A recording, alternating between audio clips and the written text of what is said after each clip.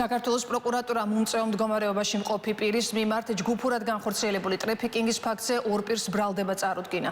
გამოძიებით დადგინდა, რომ ბრალდებულებმა უმწვევ მდგომარეობაში მყოფი ფსიქიკური და ფიზიკური ჯანმრთელობის პრობლემების მქონე დაზარალებული გადაიბირეს და სექსუალურ ექსპლუატაციას უწევდნენ.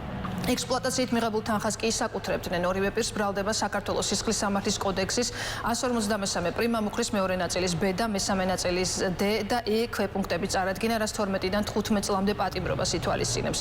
ორივე ბრალდებულს აღკვეთის ღონისძიების სახით პატიმრობა უკვე შეეფარდა, საქმეზე გამოძიება გრძელდება. შინაგან საქმეთა სამინისტროს მიერ ჩატარებული გამოძიებით დადგინდა, რომ ბრალდებულებმა უმწვევ მდგომარეობაში მყოფი ფსიქიკური და ფიზიკური ჯანმრთელობის პრობლემების მქონე დაზარალებული გადაიბირეს და სექსუალურ ექსპლუატაციას უწევდნენ. ექსპლუატაციით მიღებულ თანხას კი ისაკუთრებდნენ.